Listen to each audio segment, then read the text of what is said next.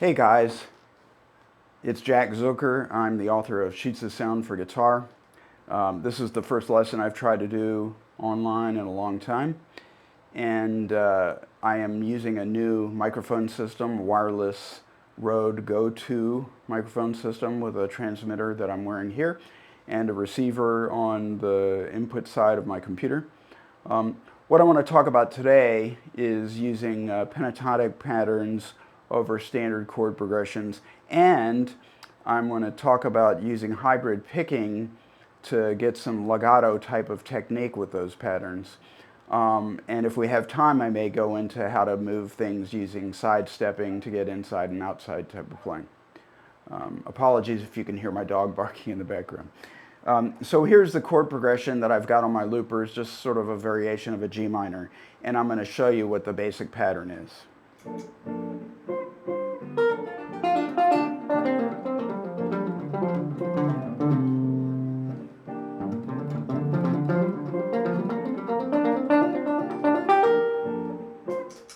Now there's some things you can do with this with sidestepping and so forth and so on, and I'll show you that real quick. And I'm basically just going to move the pattern up and down periodically as I'm playing through it.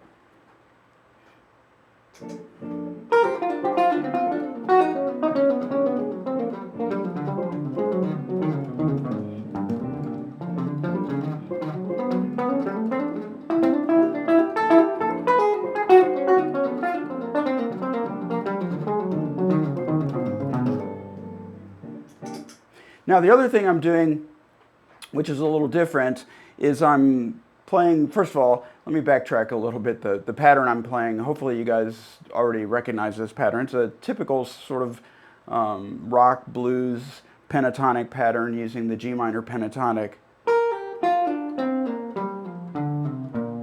But the pattern I'm playing is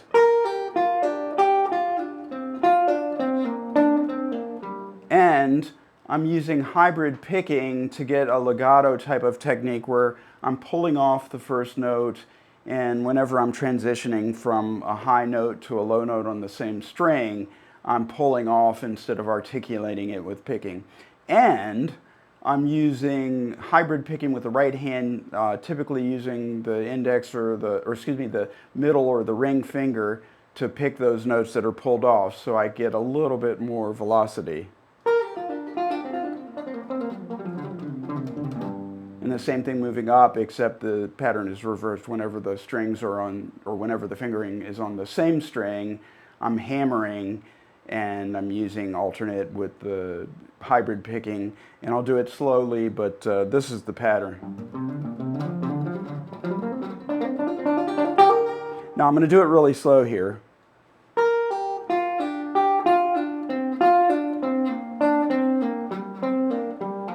Even slower.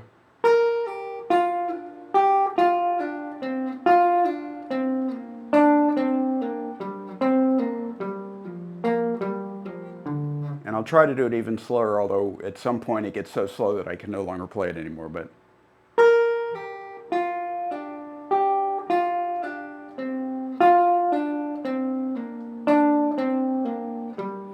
and then the same thing in reverse.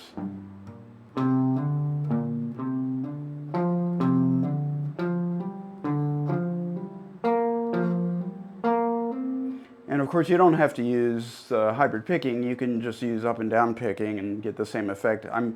I can play it a little faster with hybrid picking, but with alternate picking, you just use upstrokes instead of the hybrid finger.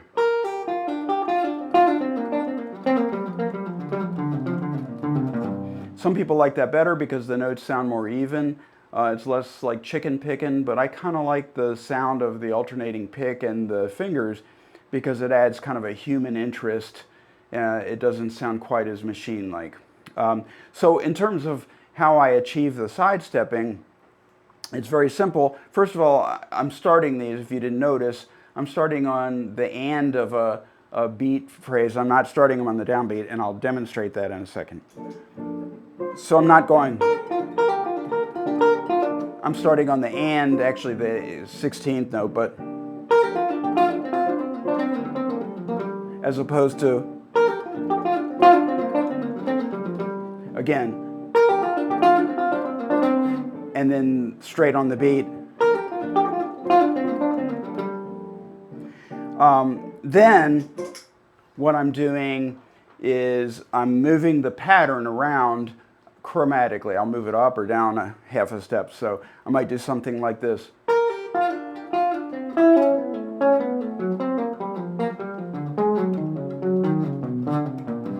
And when you are playing the pattern starting on the and of a beat, or when you're not starting on the downbeat, it actually sounds very cool, because what happens is as the pattern moves around, you're anticipating the chromatic displacement by a fraction of a second based on where the beat is falling. And that's what makes it sound better than if I were just playing the whole thing on the beat. So I'll demonstrate again, just moving the pattern around a little more. And you don't always have to start on the beat, on the chord. You can start the pattern off of the chord, a half step up or anywhere you want, really, as long as you move it around and connect to some of the chord tones and some of the juicy tones of the actual chords that are being played at the appropriate time. I can't give you an exact formula for that, because part of that is using your ear to figure out what to play and where to play it. But what I can tell you is that when you fool around with it a little, eventually it gets under your fingers, and you can start moving things around and even changing the pattern to other patterns. But here it is again.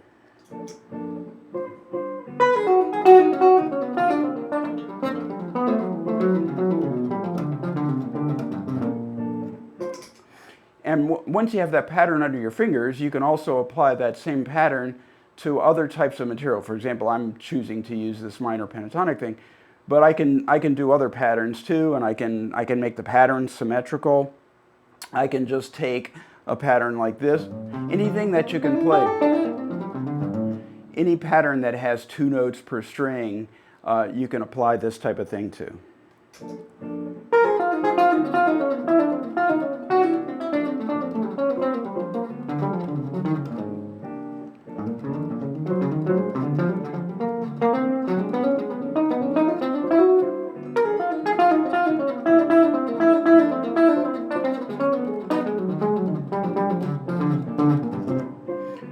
And by the way, you noticed probably there I was doubling the notes, so sometimes I'll play the pattern twice just to give it some rhythmic variety.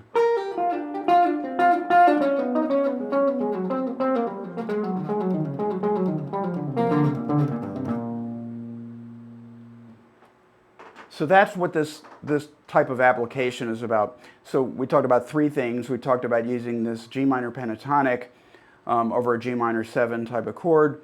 We talked about how to take a pattern, apply it to an off of the beat repetition and not strictly on the beat. And then we talked about half-step displacement of that pentatonic pattern, or whatever pattern you want, because the pattern can be something else.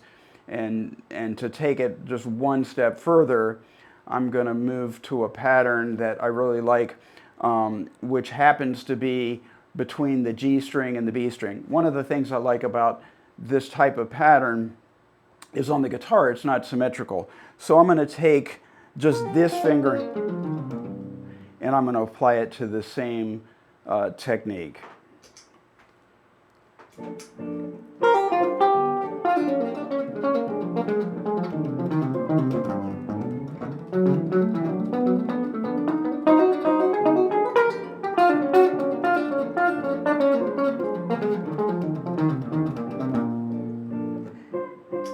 And one of the things I dig about this, like I said, is you get this half step here.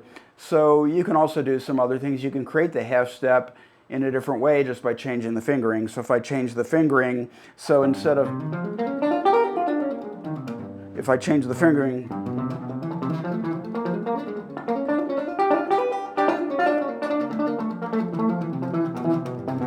so what I did there is I created the half step by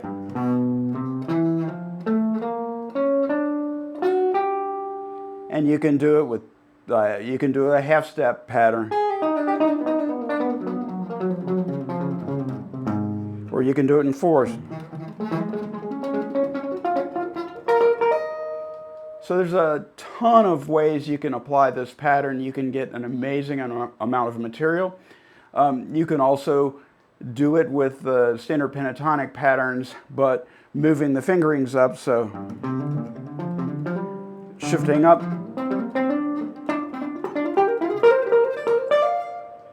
and what I did there was I just stayed with the same G minor pentatonic, but I moved it up into the next cage position of the pentatonic scale.